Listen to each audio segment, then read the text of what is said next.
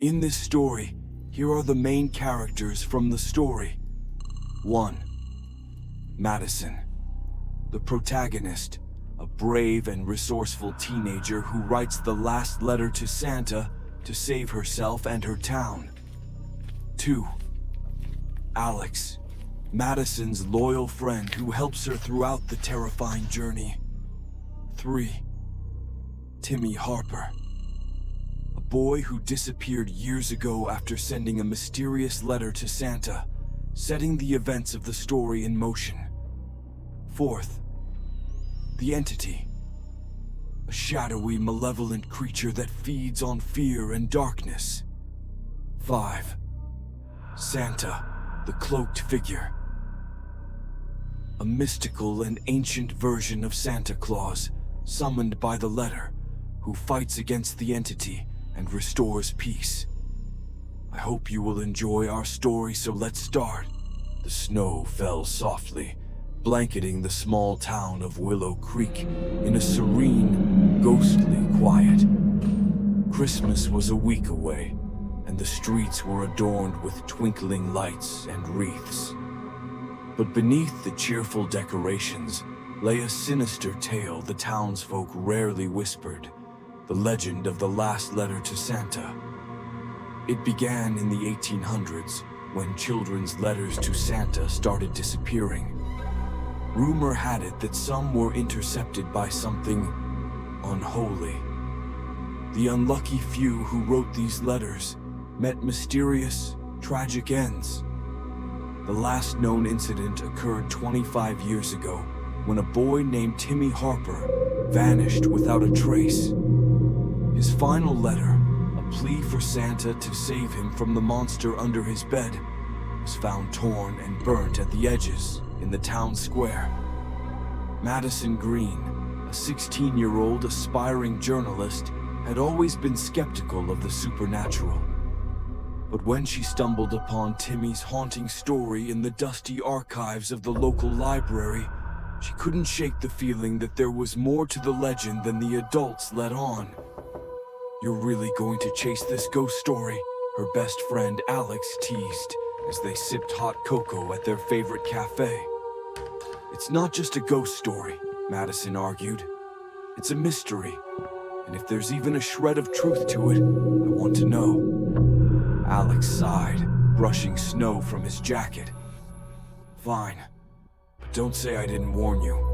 Legends like this exist for a reason." Madison ignored him, her determination unwavering. That night, she dug deeper into the archives. Among the faded news articles and brittle letters, she found something chilling. An unopened envelope addressed to Santa Claus, written in a child's shaky handwriting. The name signed at the bottom made her blood run cold. Timmy Harper. She stared at the envelope, debating whether to open it. But curiosity won. Inside was a single sheet of paper, the ink smudged but legible. "Dear Santa, please help me. It's coming for me. It knows my name. I can hear it whispering at night. Mom says it's all in my head, but I know it's real. Please make it go away. Timmy." As she read, a strange chill crept up her spine. The words seemed to echo in the silent library. Suddenly, the lights flickered. Madison's heart raced as she looked around, but the room was empty. Determined to uncover the truth, Madison decided to investigate Timmy's old house. It had been abandoned since his disappearance, left to decay at the edge of town. Alex reluctantly joined her, armed with flashlights and a baseball bat. The house loomed like a dark specter, its windows shattered and its door hanging ajar. Inside, the air was thick with dust and decay. Madison's flashlight beam danced across the walls, revealing faded wallpaper and broken furniture. "This place gives me the creeps," Alex muttered. "Then wait outside," Madison shot back, stepping deeper into the house. She felt drawn to Timmy's bedroom, as if an unseen force was guiding her. The door creaked open, revealing a small, dusty room. A tiny bed sat in the corner, its sheets shredded, and a pile of broken toys lay scattered on the floor. As Madison inspected the room, she found another letter tucked under the bed frame. This one was unfinished. "Dear Santa, it's here. I can see its eyes in the dark. It's not going away. Please, The letter ended abruptly, the paper torn as if snatched from the writer's hands. A sudden, bone-chilling noise cut through the silence, a low, guttural growl. "Did you hear that?" Alex whispered, gripping his bat tightly. Madison nodded, her flashlight trembling. The growl grew louder, accompanied by heavy footsteps. The two friends backed toward the door, their breaths visible in the freezing air. "We need to go. Now," Alex urged. Before they could escape, the door slammed shut. The room plunged into darkness as their flashlights flickered and died. A sinister laugh echoed around them, deep and menacing. "Madison," a voice hissed, low and gravelly. "You shouldn't have come here." Madison's heart pounded as she clutched Alex's arm. "Who's there?" she demanded, her voice shaking. "The question is," the voice rasped, "who will leave?" A cold wind swept through the room, knocking over furniture and scattering debris. In the chaos, Madison spotted two glowing red eyes staring at her from the shadows. Paralyzed with fear, she felt a hand, cold and clawed, brush against her shoulder. "Run!" Alex shouted, kicking the door open. They bolted from the house, their screams swallowed by the howling wind. As they reached the street, Madison glanced back and saw the silhouette of a hunched figure watching them from the window, its eyes glowing with malice. The next day, Madison's determination hadn't waned. If anything, the encounter had fueled her curiosity. She turned to the town's oldest resident, Mrs. Evelyn Carter, for answers. The elderly woman had lived in Willow Creek her entire life and was rumored to know its darkest secrets. "You shouldn't meddle with things you don't understand, child," Mrs. Carter warned when Madison mentioned the letters. "Please, Mrs. Carter," Madison pleaded. "I need to know the truth." The old woman sighed, her weathered hands trembling as she poured tea. "The legend isn't just a story. The letters are real, and so is the creature that claims them. It's drawn to fear, to desperation, and once it marks you, there's no escape." Madison's blood ran cold. "What happens to the people it marks?" Mrs. Carter's eyes filled with sorrow. "They vanish, taken to a place where even prayers can't reach. But there is one way to break its hold." "How?" Madison asked eagerly. The old woman hesitated before whispering, "You must write your own letter. But not to Santa. Write to the creature. Offer it something it wants more than you." Madison shivered at the thought, but knew she had no choice. That night she sat at her desk, pen in hand, and began to write. "Dear stranger in the shadows, I know you're there. I know you've taken others, but you won't take me. Let's make a deal. I offer..." Before she could finish, the bedroom door creaked open. The air turned icy, and the lights flickered. Madison froze, her pen poised above the paper. "Make it good, Madison," the voice whispered from the darkness. "I'm listening."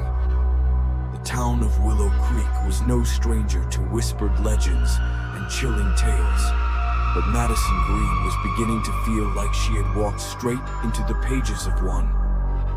After the harrowing events at Timmy Harper's house, she couldn't shake the memory of the glowing red eyes and the chilling whisper in the darkness.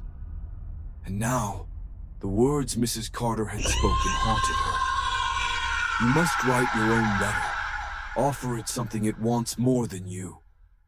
Madison's room felt colder than ever, even though the heating was turned up. She stared at the half-written letter on her desk, the pen trembling in her hand. Somewhere in the darkness, she felt it watching her, waiting. The silence of the night was broken by a sharp knock at her window. Madison's heart skipped a beat. She turned slowly, expecting the worst, but it was Alex, his breath fogging the glass. She rushed to let him in. "Are you insane?" she hissed as he climbed through. "You scared me half to death." Alex shrugged, brushing snow off his jacket. "I figured you'd need backup, especially after what we saw at that house." Madison sighed, relieved to have him there.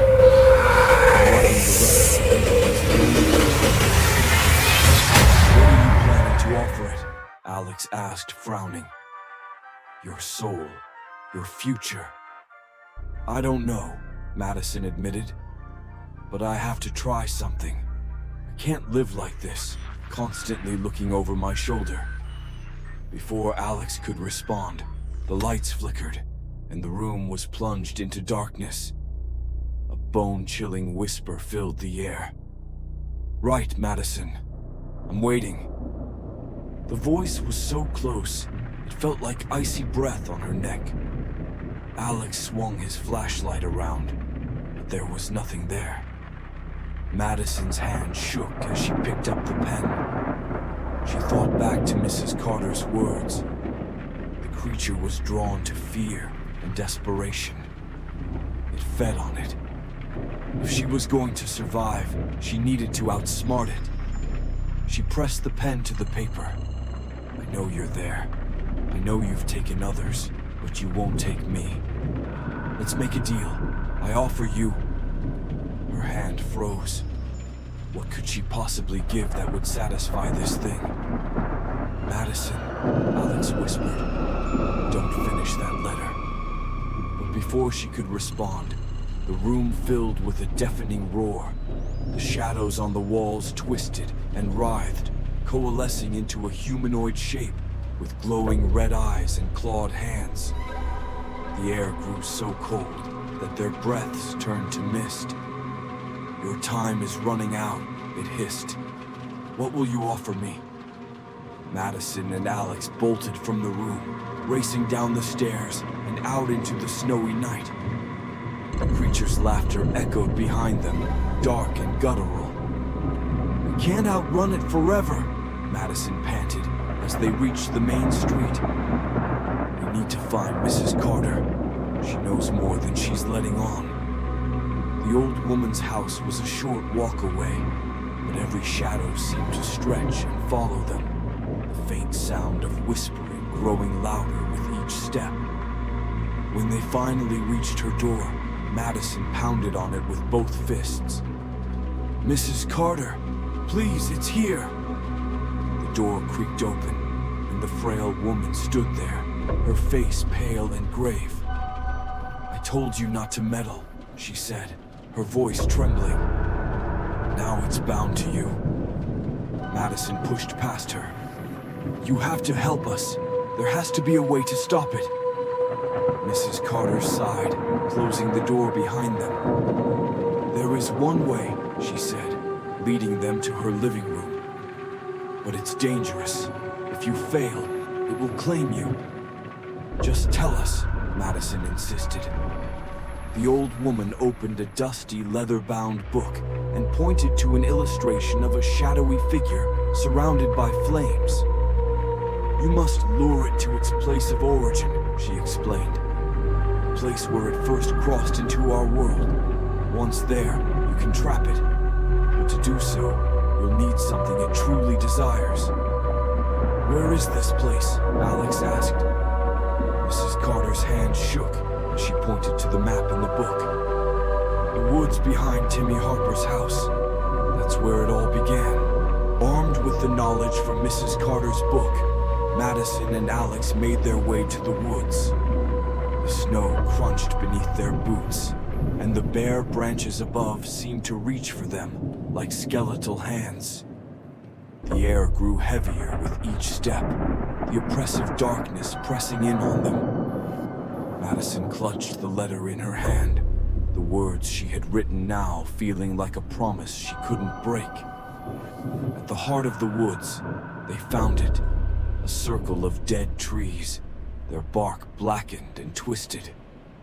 The ground was scorched despite the snow, and the air smelled of sulfur. "This is it," Madison whispered. "This is where it began." They placed the letter in the center of the circle, weighted down with a rock. Madison's voice trembled as she called out, "I've written what you want.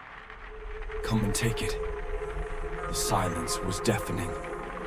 Then, the shadows around them began to move, swirling together like ink in water. The creature emerged, its red eyes blazing. "You think you can trick me?" it snarled. Madison stepped forward, her fear replaced by defiance. "I think you're afraid," she said. "Afraid of being trapped. That's why you've stayed hidden all these years." The creature roared, lunging toward her, but Alex threw a handful of salt from Mrs. Carter's book into the air. The creature shrieked, recoiling as the circle flared to life with blue flames. "Now, Madison!" Alex shouted. She threw the book into the flames, chanting the words Mrs. Carter had taught her. The creature writhed and howled, its form flickering like a dying flame. The ground beneath it cracked open, and a blinding light erupted from the fissure. With one final scream, the creature was pulled into the light, and the forest fell silent. The next morning, Willow Creek felt different. The air was lighter, the snow brighter. Madison and Alex sat in the cafe, sipping hot cocoa as they watched the townsfolk bustle about. "Do you think it's really gone?" Alex asked. Madison nodded, though a part of her couldn't be sure. "I think so, but we'll never forget what happened." As they left the cafe, Madison paused. In the snow outside, she saw a single, perfect footprint, too large to be human. She smiled, deciding to keep it to herself. Some mysteries, she thought, were better left unsolved. The snow fell heavily outside Madison's window, the storm muting the world in a blanket of eerie silence. Her fingers trembled as she held the letter, staring at the ominous words she had scribbled in desperation. "Dear Santa, save me. Save us all." Alex sat across from her, his face pale, his eyes darting around the room. They both knew the stakes. The entity that haunted them, the thing that had taken Timmy Harper all those years ago, was coming. They could feel it, creeping closer, watching, waiting for their next move. "Do you think this will work?" Alex whispered, his voice barely audible. Madison's throat was dry. "I don't know, but it's all we've got." She folded the letter carefully and slid it into an envelope. The air in the room felt heavier, thicker, as if the act of writing the letter had somehow summoned something closer. Madison glanced at the clock. Midnight was minutes away. The plan was simple, though absurd. Deliver the letter to the town's ancient mailbox at the center of Frostwood. It was said to be the original mailbox where children sent letters to Santa decades ago. If there was any hope of a miracle, it lay there. They bundled up in coats and scarves, bracing themselves against the storm. As they stepped outside, the wind howled like a wounded beast, and the snow fell so thick it obscured their vision. The town, usually cheery with festive lights, was dark. The power had gone out hours ago, and the only illumination came from their flashlights. "Stick together," Alex said, gripping Madison's arm. The walk to the mailbox felt interminable. Every creak of a tree, every snap of a branch made their hearts race. Shadows seemed to move just beyond the edges of their flashlight beams. "Did you hear that?" Madison whispered, stopping in her tracks. Alex turned, his flashlight scanning the snow-covered street. The light caught something, an impression in the snow, a footprint. But it wasn't human. It was enormous, clawed, and fresh. "It's here," Alex said, his voice trembling. They broke into a run, the mailbox now in sight. It stood in the middle of the town square, an old iron relic adorned with rust and faint traces of red paint. Madison fumbled with the envelope, her fingers numb from the cold. "Hurry!" Alex urged, his eyes fixed on the darkness behind them. As Madison slipped the letter into the slot, a low growl reverberated through the air. The temperature dropped further, their breaths freezing in front of them. They turned slowly, their flashlights trembling in their hands. The creature stood at the edge of the square, its form obscured by the storm. Glowing red eyes pierced through the darkness, and its massive silhouette seemed to shift and writhe, as if it were made of shadows themselves. "What do we do?" Alex whispered, his voice barely audible over the wind. Before Madison could answer, the creature lunged forward, its movement unnaturally fast. They screamed and ducked as it swiped at them, its clawed hand missing by inches. "Run!" Madison shouted. They darted down the nearest alley, the creature's growls echoing behind them. The town felt like a maze, every street unfamiliar in the blizzard's chaos. They ducked into an old church, slamming the heavy wooden doors shut behind them. The silence inside was deafening. The air felt thick, oppressive. Candles flickered on the altar. No one to light them. "Do you think it'll come in here?"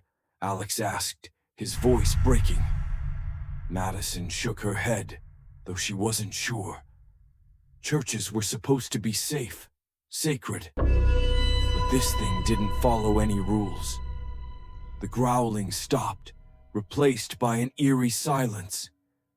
Then, a sound broke through the stillness, a faint jingle, like sleigh bells.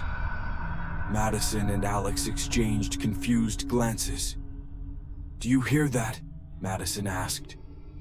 The sound grew louder, accompanied by a warm, golden light that seeped through the cracks in the church doors.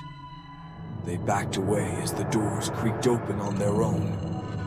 Standing in the doorway was a figure cloaked in red, his face obscured by a hood. He carried a staff that glowed with an otherworldly light. Who are you?" Alex stammered. The figure stepped forward, his voice deep and calm. "You called for me." Madison's heart raced. "Santa?" The figure chuckled softly. "That's what they used to call me. Now I answer only when the world is in need." Behind him, the creature roared, its shadowy form lunging forward. The figure raised his staff, and the golden light exploded outward, engulfing the church and the square beyond.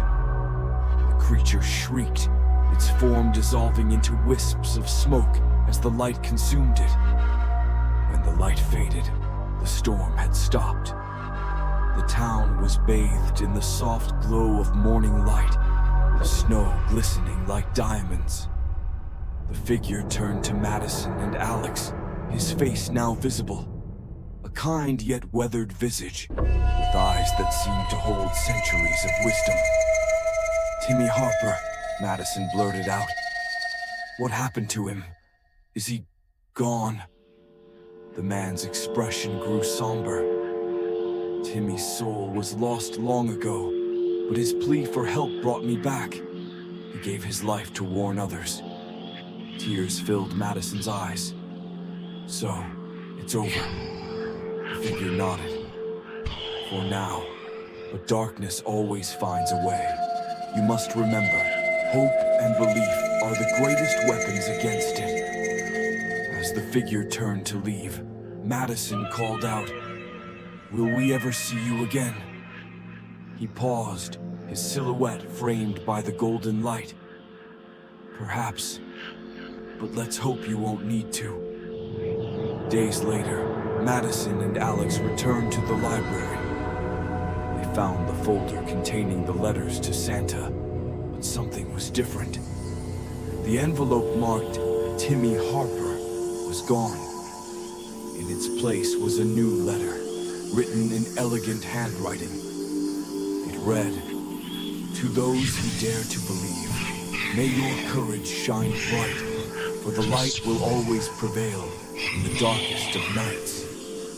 Madison folded the letter and slipped it into her pocket.